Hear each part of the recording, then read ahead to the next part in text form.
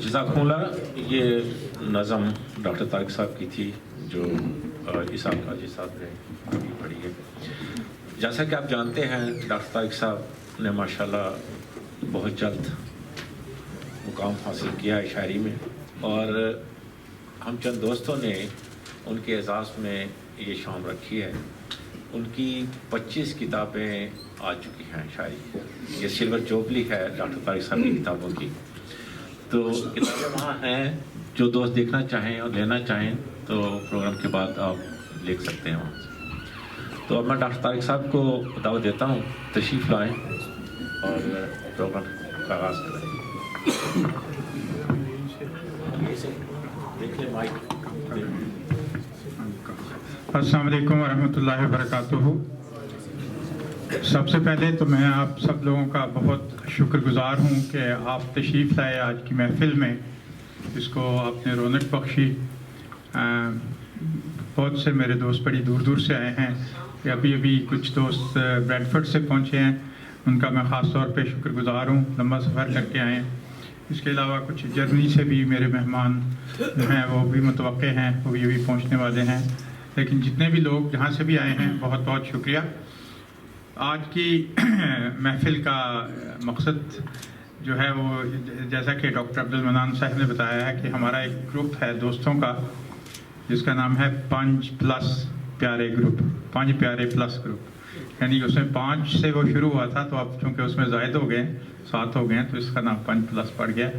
तो हम लोग इकट्ठे सैर वगैरह के लिए बाहर भी जाते हैं सारे फैमिलीज़। तो ये ग्रुप है जिन्होंने ये फ़ैसला किया कि आपकी शायरी को ज़्यादा लोगों तक पहुंचना चाहिए।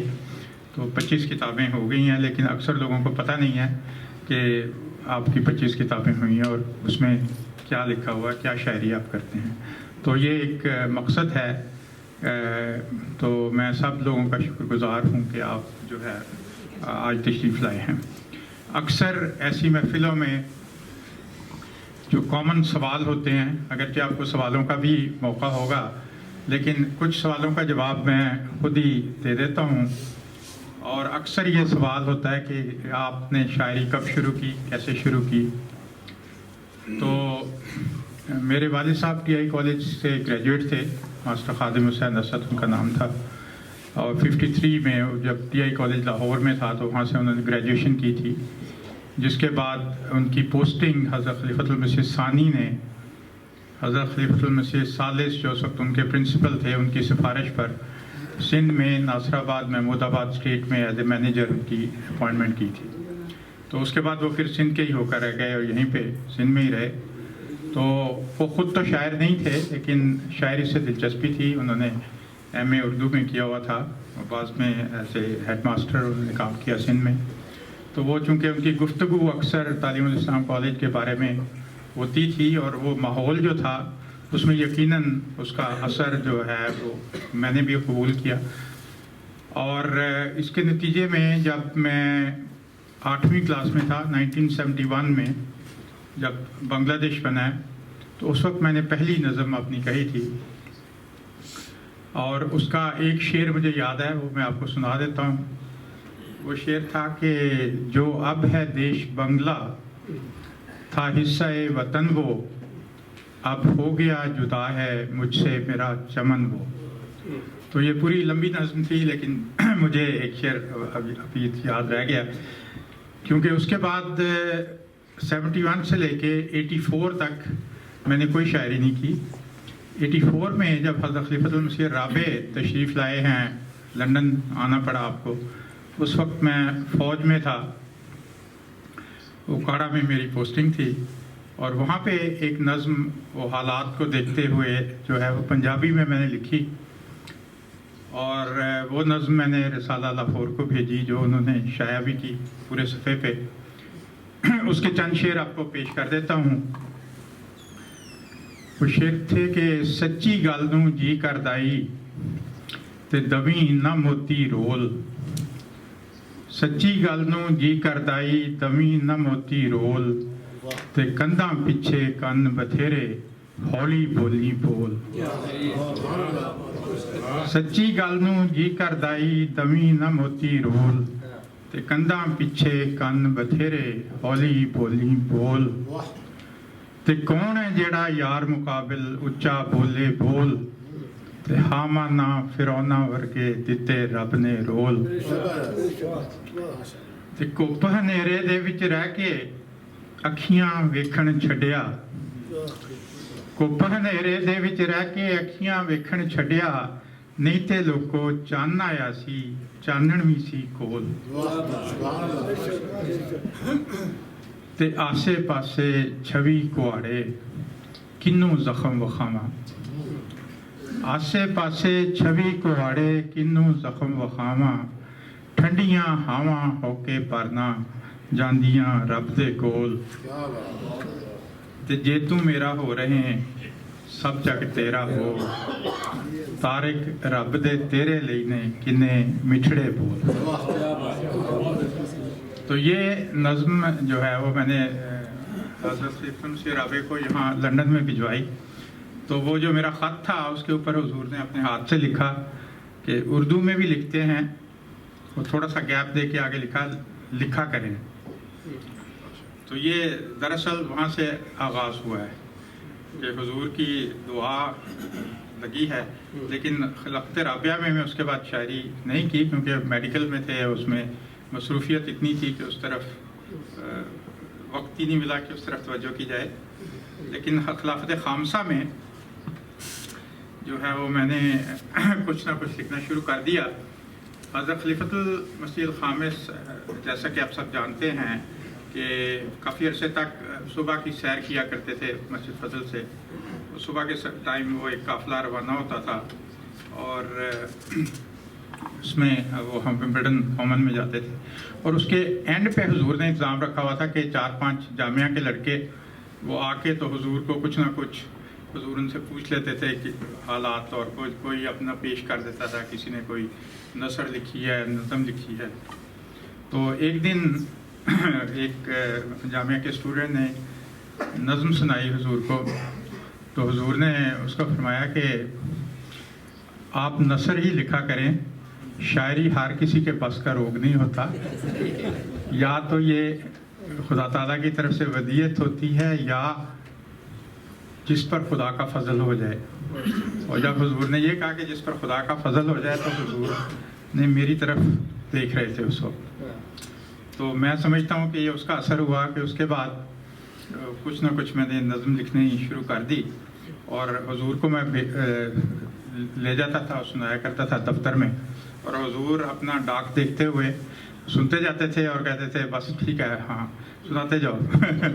तो हुजूर ने काफ़ी हौसला अफजाई की और उसकी बिना पर उसके बाद एक दफ़ा ये हुआ कि जब हम जाते थे सैर के लिए तो मुझे टांग में दर्द शुरू हो गया, तो चलना मेरे लिए मुश्किल हो गया। तो हुजूर आगे नहीं गए, हुजूर तकरीबन 2 मील की वॉक करते थे और बड़ी तेज़ जाते हुए, तो बिल्कुल हुजूर के साथ इर्द गिर्द कोई नहीं होता था, लेकिन बाद में आखिर में हम मिल जाते थे और हुजूर के साथ जो है वो शामिल हो जाते थे। तो उस दिन चूँकि मेरे टांग में दर्द हो गया तो रास्ते में मुझे रुकना पड़ा।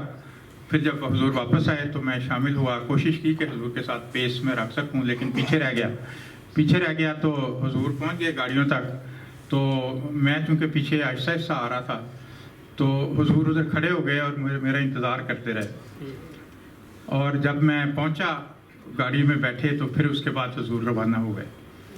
तो उस पर वो मैंने एक नज़म लिखी और वो नज़म भी आपको सुना देता हूँ। वो बेशक वो शायराना पहलू से इतनी उम्दा ना कहलाए, लेकिन एक उसका जज्बाती हुजूर के साथ चूँकि मोहब्बत का इजहार था।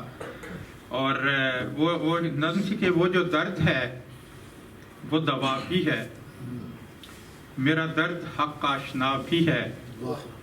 तू मेरे करीब तो मैं भी खुश, मेरे साथ रब की रज़ा भी है। तेरी हर अदा बड़ी दिलरुबा कि 1000 जान फिदा भी है।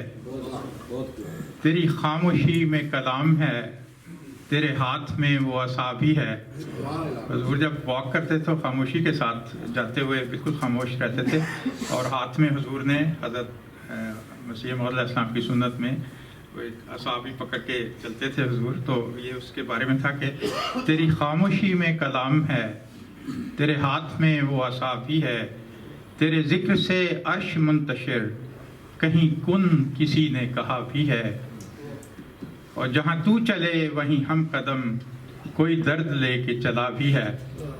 جب یہ حضور کو میں نے لکھی تو حضور نے اس پہ اسپیشل ریمارکس دیے کہ یہ بہت خوب ہے یہ شعر جو ہے نا، کہ جہاں تو چلے وہیں ہم قدم، کوئی درد لے کے چلا بھی ہے، اور ہے تیرا وجود میری کائنات، تیرے دم سے سب سہا بھی ہے، تیرا عزم ہے کہ عظیم ہے، تو مثال صبر و رضا بھی ہے۔ اس شعر کی بیک گراؤنڈ یہ ہے کہ جس دن لاہور کا واقعہ ہوا ہے شہادتوں کا، تو حضور اس دن بھی گئے ہیں واک پہ، اور بڑا سرخ حضور کا چہرہ، اور بڑا کسی کو جرت نہیں ہوئی حضور سے بات کرنے کی۔ جب سیر سے واپس آئے تو میں نے حضور سے بڑا جرت کر کے میں نے کہا کہ حضور بڑا افسوس ہوا ہے کہ یہ اتنا سانحہ ہوا ہے یہ۔ تو حضور نے ایک بڑے عزم کے ساتھ اور بڑی جلال کے ساتھ حضور نے فرمایا یہ خدا تعالیٰ کی اعلیٰ تقدیر ہے جس کے تحت ایسا ہوا ہے، اور اس کے نتیجے میں جماعت کی بہت بڑی ترقیات وابستہ ہیں۔ اور وہ جو عزم کے ساتھ حضور نے یہ الفاظ کہے تو یہ میں نے اس میں اس کا اظہار کیا ہے کہ تیرا عزم ہے کہ عظیم ہے، تو مثال صبر و رضا بھی ہے تیری رضا میری منتہا، میرے بالوں پر میں وفا بھی ہے، یہ محبتیں یہ رفاقتیں یہ عنایتوں کی عطا بھی ہے، اور تیری قربتیں تیری چاہتیں تیرا لطف مجھ پہ ہوا بھی ہے، اور میرے انتظار میں تیرا کبھی قافلہ رکا بھی ہے، اور ہے نصیب یہ کہ علاج کا کہیں ذکر کچھ تو ہوا بھی ہے، کیونکہ حضور نے پوچھا کیا علاج کرا رہے ہو کیا ہو رہا ہے تمہارا، ہے نصیب یہ کہ علاج کا کہیں ذکر کچھ تو ہوا بھی ہے، تیرا لفظ لفظ چارہ گر، تیری ایک نظر میں شفا بھی ہے، میرے دل برا ذرا ہاتھ اٹھا، میرے درد کی یہ دوا بھی ہے۔ جزاک اللہ۔ اور ایک ضمناً یہ آپ کو ایک بات بتا دوں کہ اسی واقعے کے دوران میں ایک دفعہ حضور سے پوچھا کہ حضور آپ کے تو خاندان میں شاعری ہے اور کافی لوگ شاعر ہیں، اور خاص طور پہ آپ کی جو ہمشیرہ ہیں بی بی امت القدوس صاحبہ بہت بڑی شاعرہ ہیں، تو کبھی آپ نے بھی شاعری کی ہے، کوئی شعر کہا ہے؟ تو کہنے لگے کہ ایک دفعہ تمہارے ماموں میرے خالو تھے جو حضور کے ساتھ کافی ان کا گہرا تعلق تھا سندھ میں، تو کہتے ہیں وہ ساتھ جا رہے تھے، وہ اکثر وہ جب سندھ آتے تھے تو ان کے ساتھ ساتھ ان کو لے کے جاتے تھے گاڑی میں جہاں بھی دورے کے دوران، تو کہتے ہیں وہ ہم جیپ میں جا رہے تھے تو وہ میرے ماموں کو بڑی عادت تھی باتیں کرنے کی، تو وہ کہتے ہیں وہ مسلسل باتیں کیے جا رہے تھے، تو میں اپنا توجہ بٹانے کے لیے میں نے وہ ٹیپ لگا دی گاڑی میں کہ میں کچھ سنوں کوئی غزل، تو لگائی، لیکن انہوں نے ان پر کوئی اثر نہیں ہوا، وہ اپنی باتیں اسی طرح انہوں نے جاری رکھی۔ تو میں نے 2 دفعہ کوشش کی لیکن وہ بے سود رہی، تو اس پر کہتے ہیں میں نے ایک حضور نے فرمایا میں نے ایک شعر کہا تھا، تو وہ شعر یہ تھا کہ جن کو ذوق سخنوری ہی نہ ہو ان کو غزلیں سنانے سے کیا فائدہ۔ تو میرا خیال ہے کہ بہت سارے یہاں پہ ایسے احباب موجود ہیں جو نہ صرف سخن فہم ہیں بلکہ سخنور بھی ہیں۔ تو میری جو باقاعدہ شاعری کا آغاز ہوا ہے استفاء، وہ 24 رمضان المبارک 18 مئی 2020، آپ کو یاد ہوگا وہ ڈیٹ کہ جب ہم سب انتظار کر رہے تھے خطبہ جمعہ کے آنے کا، اور حضور کی بجائے پرائیویٹ سیکرٹری صاحب آئے اور ٹی وی پہ انہوں نے اعلان کیا کہ حضور آج گر گئے ہیں اپنے گھر میں، چوٹ لگ گئی ہے حضور کو، تو آج وہ خطبہ نہیں دیں گے۔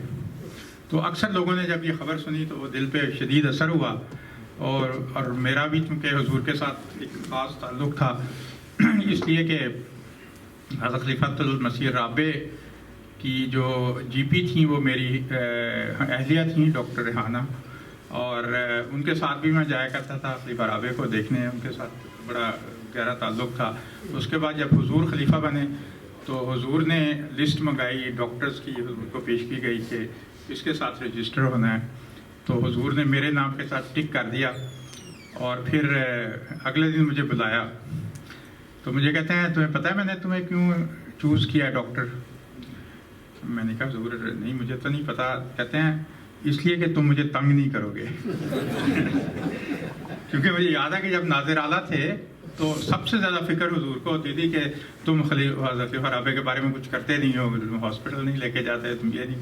حالانکہ ہم نے کہا ہم بڑی کوشش کرتے ہیں، حضور کی اپنی مرضی ہے وہ خود ڈاکٹر ہیں جو دل کرے کرتے ہیں. تو وہ بڑا دل میں شدید اثر ہوا اس چیز کا. تو دعا کرتے ہوئے سو گیا میں. تو رات کو میں نے خواب میں ایک نظم لکھی بڑی لمبی چوڑی، اور وہ ٹیون میں تھی، اور وہ جو ہے صبح جب میں اٹھا مجھے پوری یاد تھی. اور تو میں نے کہا میں ابھی لکھ لیتا ہوں. دعائیہ ایک نظم تھی. تو پھر میں نے کہا میں باتھ روم ہوا ہوں تو باتھ روم سے آ کے پھر لکھتا ہوں. تو جب میں باتھ روم سے باہر واپس آیا تو وہ غائب ہو چکی تھی. پھر لیکن مجھے ٹیون یاد تھی کہ کس ٹیون میں وہ تھی نظم. تو میں نے اسی ٹیون میں نے سوچا، میں نے کہا اللہ تعالیٰ نے اگر مجھے یہ نظم سکھائی ہے تو یہ تو نہیں ہو سکتا وہ بھول جائے، اس کا کوئی مقصد ہی نہ ہو. تو یقیناً اللہ تعالیٰ نے وہ جو سانچہ ڈال دیا شاعری کا میرے ذہن میں، تو اب میں لکھ سکتا ہوں. تو اسی وقت میں نے ایک نظم لکھی، اور نظم لکھی، اور وہ حضور کی خدمت میں جو بھجوائی. وہ نظم بھی میں آپ کو سنا دیتا ہوں. میری پہلی نظم تھی اس دور کی جو. اور اس کے بعد میں نے یہ سوچا، میں نے کہا کہ خدا تعالیٰ تو یہ خدا تعالیٰ نے فرمایا قرآن کریم میں کہ اگر سارے جو درخت ہیں ان کو قلم بنا دیا جائے اور سمندروں کو وہ سیاہی بنا دیا جائے اور خدا تعالیٰ کے کلمات لکھنے شروع کرو تو وہ سارے درخت ختم ہو جائیں گے، سمندر ختم ہو جائیں گے.